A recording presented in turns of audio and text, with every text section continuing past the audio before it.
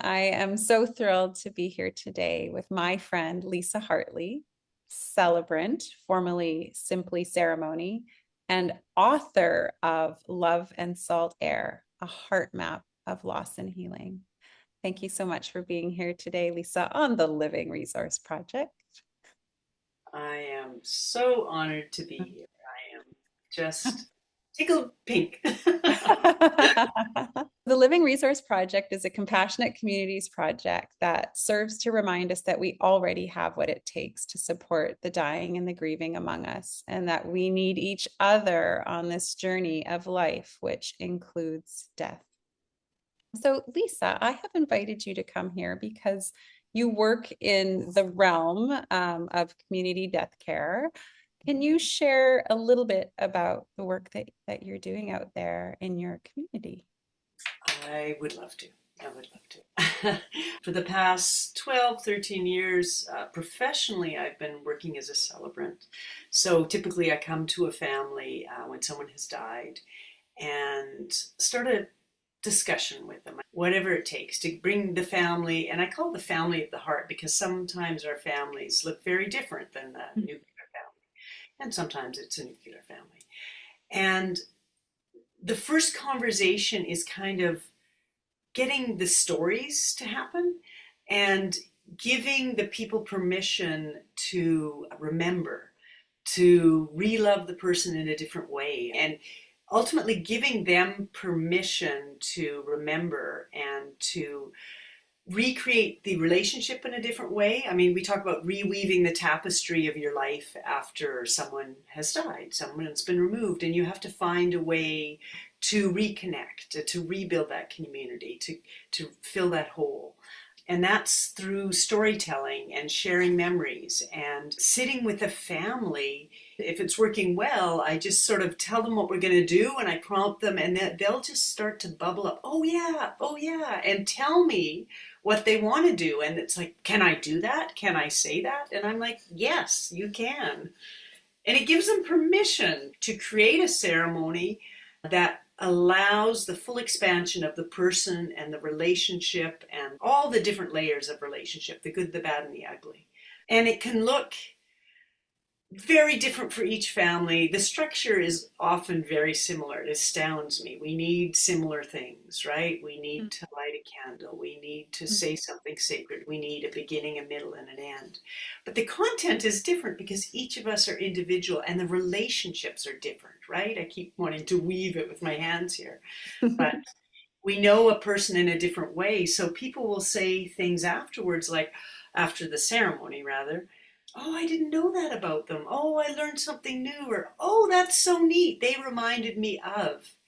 And the process of ceremony creation and rebuilding, remembering those stories, creates a beautiful ceremony, but it also creates a way for the family, the people, the friends, the community, the family of the heart, to transition into a time of remembering and rebuilding the relationship in a different form, right? Rebuilding the relationship in their hearts because the person's no longer physically there, but they're still in relationship to them, right? They're still telling the stories. And if they go away from the ceremony having learned something new about this person, having laughed, having cried, having been held in a community, large or small, that's one of the things I do as a celebrant. That's amazing. I never thought of it in that way. Like I never thought of how deeply healing the process of ceremony creation is. Like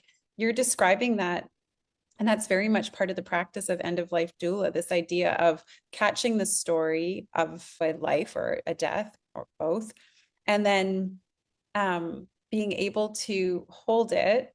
That is so healing. And then being able to find that meaning and connection. And like you say, like weaving stories and then sharing that back as a way of almost reprocessing. And that I never really thought of that. That's part of your work in order to create that perfect ceremony or the most fitting ceremony for a Fitting. person. Let's never say perfect Yeah, because people perfect. get Yeah. so We're caught talking up about on human. that. Yeah. It's and I'm like, no. It's not the color of the napkins. It's not that you get this right. It's that you're there, that you can be present, that you're crying and laughing and feeling your feels. Yes, very important That's, I know, point. yeah, Yeah. yeah, it is, it is. And I just would say too that I guess my impulse to do this work came from doing your work or from the Victoria Hospice. When my mom was dying in 1998, 1999, a long time ago, the Victoria Hospice had what's called the palliative response team. So 24/7, we had a counselor, kind of social worker who was also a poet, as it turns out, and a nurse come to our home so we could support mom, so we could be present with her in her dying process. And they took care of the kind of holding of us, right? So, So let's hear more about that, Lisa, because your dear mom and the experience of her dying time was so impactful that you use writing to connect with your grief and process that experience. And you have created the most beautiful book. can I be self What's promoting? that? I be Of self course. promoting. I just, You just happen to have it right here. Yeah. well, I keep one, right? We were talking about permission. So I think that the Victoria Hospice gave us permission to do what we needed to do. And when she died, to create a ceremony that was on her beach, that a minister that had been a friend came down from the Yukon, from Whitehorse, and we were allowed to speak and to put flowers on the beach, do things that were unheard of in a way, but weren't big showy. They were just gentle and fitting and keeping with mom and our values. And it made a big difference to me and to my family. After she died, I was told to write and to journal. Mhm. And I did for a long time, for literally 10 years. Like, it took a long Wow. time for the book to come out. And there was this funny thing. I thought I was doing grief right, grief properly, grief perfectly. And she still didn't come back, and it still hurt, and it was still hard, and it was still awful. And I still miss her. And to this day, like, when you speak of her, I cry. I miss her. I go through hard times. I want my mom, right? It's just the truth of it. Yeah. And so after 10 years, I burnt everything I'd written, which, as a writer, I don't think you're supposed to do that. But I did. Literally burned It's it all. fun. I really did. Lisa.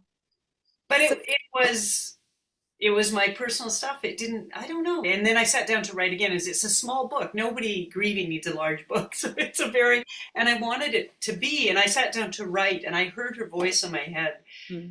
saying to me, "What took you so long?" Oh, is that right? Oh, jeez. Oh, that's Good. good. We know you can do this. Oh. Well, it is such a gorgeous book. And as you know, I facilitate the end of life doula mentorship course, and I've chosen that sweet little book as the required reading for that course. You and your family cared for your mom in ways that were so fitting to your family and her values and her needs. And the tenderness and care is just so incredibly inspiring. I'm so grateful that even though it took 10 years, that you have written this book and that you were generous enough to share it with everybody, because I imagine it would be quite vulnerable to take such a personal, heart-wrenching time and, take your unique family and share it with others for the hope that it would, bring comfort and understanding to the dying time. And it really is, it's such a gem of a book. I'm really grateful for you. Mm. Oh, thank you for that. That's beautiful. I wanted it to be a gift to the world. Yeah. Just be a little bit of comfort in someone's pocket if they had to go through this. And we all have to go through it. Everybody dies differently, right? You know this. You've been graced in doing this work, and I was graced with a mom who taught me how to die, right? Which I think Stephen Jenkinson says is what we're supposed to teach our children. She taught me how to live. She taught me how to die. But we don't all get that. Each of us are individuals. And the sort of core things that we all need, but Mhm. it doesn't, we don't all die in the same way. And Yeah. not Yeah. all given that grace of a graceful exit. With the work you're doing, with the work with other companies are doing, so that people talking about it earlier in their life, and how we're actually take care of our bodies, to acknowledge that and be respectful of that. And then my work as a celebrant after someone's died, and then grief work, right? Taking care of each other Yeah. in community. It's something else that's coming to mind because you already mentioned Stephen Jenkinson, so you've opened that box in my brain. Yeah. Which is a big box. Thank you, Stephen Jenkinson. But he talks of dying, if done well, as being a village making experience. And Yes. I love that because That's it's like we need each other and it's bringing together so many people to facilitate this fitting death. And just as you said, if you're lucky enough to have someone to observe that can show you how to do it well, like you did in the case of your mother, how beautiful that is, and what a gift that is for you and all the lives you're touching through your work. And then just this idea of how it can be this village making experience is just, it's so powerful. It really is. Yeah. I'm going to jump off of that to talk about my work as a celebrant, right? Mhm. So I do weddings, I do funerals, I do graveside committals, which are my most favorite, right? Or I do ash scatterings. I like these small committals that where we're putting the bodies in the earth. So it might be a burial of the person, and I might be putting ashes in the earth. But I have learned recently that many people hold kind of ashes in their home and don't know what to do with them, Mhm. right? It needs the same sacredness. It needs, people need some ceremony around this so they can release the ashes.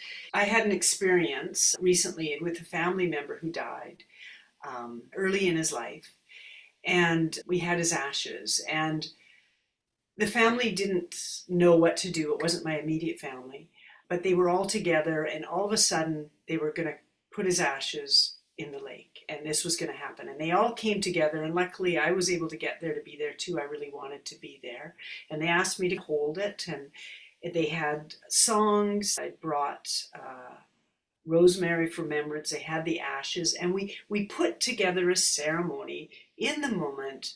It was a beautiful day, and we all got turns to put the ashes in the water and speak to him and release him and say goodbye, and to be in community and to be held in nature, right? To be standing on a dock on the water. It was a beautiful, sacred moment that served our little family and community and honored him and helped us all release him into the water, know where he was going to be. It was a place he loved. And it was done very simply, but it needed to be done. I guess that's what I'm trying to say. Yeah, and it's funny that you should bring that up because I've never really thought of that before. If there's a body going in the ground, of course you're going to have a celebrant there. But ash scattering is kind of this weird thing where people often just go off on their own. And even as a doula, I get clients reaching out saying, "Oh, we're going to scatter the ashes this weekend. I'm not good at this ceremony thing. What should I do?" And what's interesting is similar to your story is um, people do seem to really know intuitively in their bones what their needs are and how to create that connection. But I think what's missing in these times, because we are so far removed from a lot of healthy ritual and ceremony, even though it is in us, that we do need guidance or someone there to just normalize it, or even a few simple suggestions. People start to remember what they already know, like, oh, okay, right, like, and then they can kind of take it away. But I think that there does need to be that guidance and somebody there to honor the sacredness and provide those invitations and also allow for that co-creation and that honoring that people do know what they need and do know how to remember their person better than anybody, right? Right. Yeah. Yeah, and I think I want to circle back to where we started. They need permission to do Yeah. this, right? And it does help, yes, to have someone to hold the space. You know, I've had someone call me recently. She'd written everything, she'd done everything, the ceremony's ready to go, and she's like, I can't do this. I need someone to do it. And I'm Yeah. like, of course you do. And I just stepped in, and she was so grateful. And I'm like, well, she did all the work, but Yeah. it was important that she did all the work too, right? Yeah. That's the other juggling piece. I've done that for people on the phone and for friends, and I offer that to clients. I don't have to come in and do it all. let me guide you, let me help you, let me stand there. Let's give this a structure filled with what they know in their bones how to do. And yeah, normalize is a nice word. Yeah. In that ceremony, and again, I don't want to speak to it too much. Someone had brought a song sheet because he'd love to sing, and we all sang out of key. And when we were, it was a public dog. When we were done, there were people sitting there, and they were just reading their books and present to us and not present. Wow. They weren't. They didn't say anything. They were clearly like I want to say honored, like they accepted it and were like, wow, that's beautiful. Yeah. Yeah. Wow. Lisa, I was wondering if you could share a story about the work that you do, maybe a story about a client or a situation that somehow surprised you or deepened your understanding of the end of life journey, or in your case, more, I guess, the after death journey of supporting families through ceremony. I'll speak to a ceremony that happened quite recently, and I'd worked with the family before. I won't go into real specific things, but the person that died was close to my age, so those are always hard to do because you're like, okay, here's my mortality right here. Yeah, big time. Yeah, but what came out, and this always happens, there's always a search for what were the beliefs of the person. And he was just kind of a guy, he'd not married, he'd, just lived his life. And right at the end of his life, it came out that he'd had an experience 5 days, and it wasn't drug induced, but just an experience of feeling very oneness with the world, with the natural world. Glimmers of just like that transcendent experience that people talk about, spiritual experience. And he'd had that early on in his life. And a few times as he was in the woods, he had glimmers of it again. And so he could say to his family, I am not afraid of dying. And it gave them so much peace. And in the ceremony, and again, this is when you have that beautiful continuum of care. In the ceremony, we could share with his friends. He wasn't afraid of dying. He had these deep beliefs. He'd had this beautiful spiritual experience that stayed with him all his life. And he gave everybody a lot of comfort, right? Yeah. Because what's good for the dying is good for their people, or what's good for the dead is good for their people. So knowing that that was so comforting to him, of course it was comforting to his people. That's really profound. Yeah. Yeah. So if there is one thing that you would like the dying and their people to know, what would it be? It's how we open this. We transition into death. We do that each individually, right? But we know how to do it. The world around us is doing it, the cycles of life. And it'll just be okay. Lean back into your friends. Lean back into the people who love you. Lean back into your community, right? It has happened to other people. It will happen to you. It's okay, I think. I love that message. And I just think that we need to hear that message again and again and again because of this culture we live in that teaches us to be resilient, and we're so individualistic. And in the dying time, you're right. It's like you imagine just these concentric rings, and the dying person's in the center, and their role is to lean out. But in reality, that's such a big ask for people when our whole lives we are told to not bother people or to be independent or pull yourself up by your own bootstraps. I think we can practice that now. How can we receive help? I know when people ask me to help them, it is a gift. People want to Yeah, offer help. And yeah. yet, so often, people feel like they're being a burden if they're asking for help. I think this is such a bigger cultural issue in this dominant culture, and that we could really benefit from some different messages. Look at any living being. Mhm. All living beings live in ecosystems. Like we're no different. We need each other. It's a I'm social. looking behind you and seeing this squirrel, and then the squirrel goes, and the birds come in, and there's this beautiful ecosystem behind you. There Like, you there's go. your teacher. Yeah. Yeah, it's, Yeah. I was blessed to it wasn't a ceremony, it was a personal experience, but fairly well-known public figure died quite publicly the end of his life. He held his closest people were around him, which is appropriate. You need absolute privacy around Mm, quiet and sacred moments, mm, and that is very important. mm.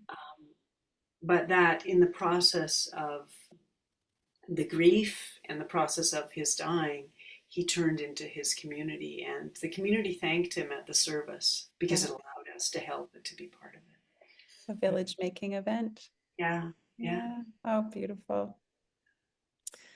Okay, Lisa, let's dream a little bit together. If you're dreaming into the future of community death care, what are you dreaming into? What do you think is needed? And how would you like to see us meet death in the future with more acceptance, more grace? I think with a gentleness, Mm, knowing that you could just pick up the phone and call your friend, mhm. say, "This is happening, I need some help here." Yeah, And that friend would call a few more friends and they could say, "Okay, let's get this happening here," right?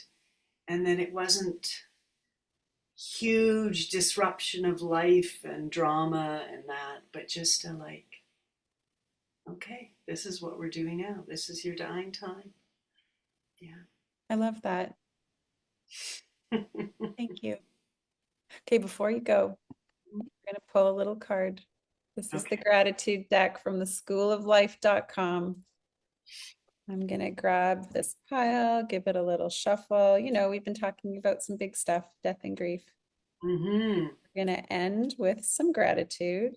Another Stephen Jenkinson quote, gratitude is a radical act. So here we go. We're going to end with gratitude. It looks like we've got some chairs here.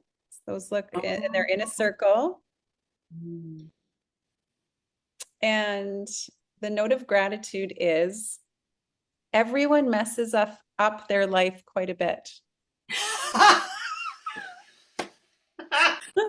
That's perfect for us. That's perfect for me.